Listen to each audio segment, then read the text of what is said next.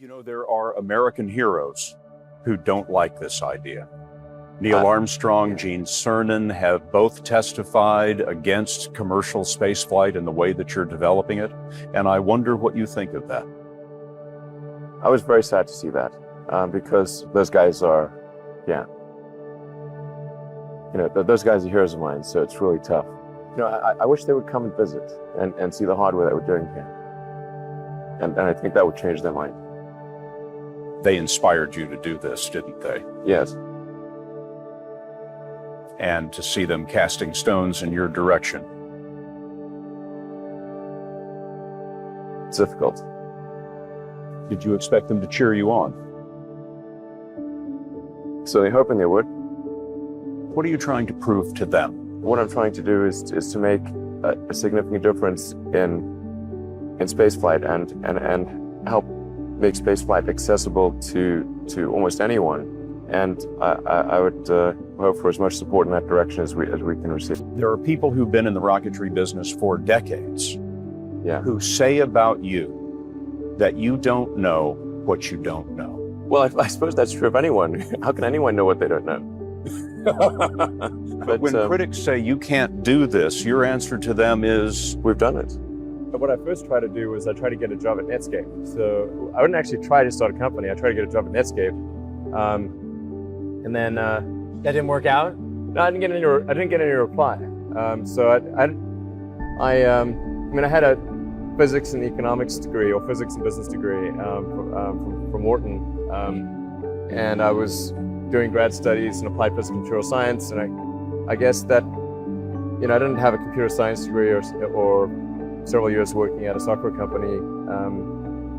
So for whatever reason, I didn't get a reply from Netscape, and I actually tried hanging out in the lobby, but I was too shy to talk to anyone. So I was just like standing in the lobby trying to see if there's someone I could talk to, and then I just couldn't. I was too scared to talk to anyone, so then I left. So after my third trip, I said, okay, well, what we really need to do here is try to solve the space transport problem, and started SpaceX. This was against the advice of pretty much everyone I talked to. One friend made me sit down and watch a bunch of videos of rockets blowing up. Let me tell you, he wasn't far wrong. It was tough going there in the beginning because I'd never built anything physical. I mean, I built like little model rockets as a kid and that kind of thing, but I never had a company that built anything physical. So I had to figure out how to do all these things and bring together the right team of people. We did all that and then failed 3 times. It was tough going. Because the thing about a rocket is that the passing grade is 100%. You don't get to actually test the rocket in the real environment that it's going to be in. So I think the best analogy for rocket engineering is like if you want to create a really complicated bit of software, you can't run the software as an integrated whole, and you can't run it on the computer it's intended to run on. But the first time you put it all together and run it on that computer, it must run with no bugs. The first launch, I was picking up bits of rocket near the launch site. It was a bit sad. I gave basically both SpaceX and Tesla from the beginning a probability of less than 10% of likely to succeed. Yeah, 2008, we had the 3rd consecutive failure of the Falcon rocket for SpaceX. Tesla almost went bankrupt. We closed our financing round 6 p.m. Christmas Eve, 2008. It was the last hour of the last day that it was possible. We would have gone bankrupt 2 days after Christmas otherwise. And I got divorced. That was like rough, man. Tesla's a sell.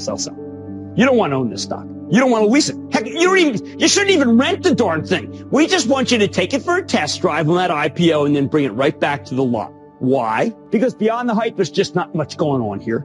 Tesla still has yet to turn a profit. That'll be a $1.5 billion company with no profit. Its most recent quarter, it actually lost more money than it did the year before, $1.5 billion, losing more money than the year before. This is a company with limited visibility. If things had just gone a little bit the other way, both companies would be dead. And I like one of the most difficult choices I have ever faced in life was in 2008.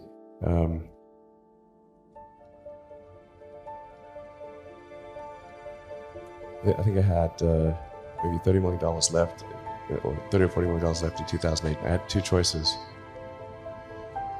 I could put it all into one company, and then the other company would definitely die, or split it between the two companies. But if I split it between the two companies, then both might die. You know, when you put your blood, sweat, and tears into creating something, or building something, it's like a child. So it's like, which one am I going to let one starve to death? I couldn't bring myself to do it, so I split the money between the two. Fortunately, thank goodness, they both came through. The idea of being multi-planet species and getting out there and exploring the stars is one of those really inspiring, exciting things. I mean, just as Apollo was incredibly inspiring to everyone around the world. And even those, I mean, only a very tiny number of people went there, but I mean, vicariously, we all went there. And I think that's true of if we have a Mars base as well. And it's very important that we have things that are exciting and inspiring in the future. Because otherwise, why get up in the morning? You know, if it's just about one sort of sad problem after another, it's like life's not worth living. When I was a kid, I was wondering kind of what's the meaning of life? Like, why are we here? What's it all about? And I came to the conclusion that what really matters is trying to understand the right questions to ask. And the more that we can increase the scope and scale of human consciousness, the better we are able to ask these questions. If you consider two futures, one where we are forever confined to Earth until eventually something terrible happens, or another future where we are out there on many planets, maybe even going beyond the solar system, I think that second version is incredibly exciting and inspiring, and there need to be reasons to get up in the morning. You know, life can't just be about solving problems. Otherwise, what's the point? There's got to be things that people find inspiring and make life worth living. When you had that third failure in a row, did you think, I need to pack this in? Never. Why not? I don't ever give up.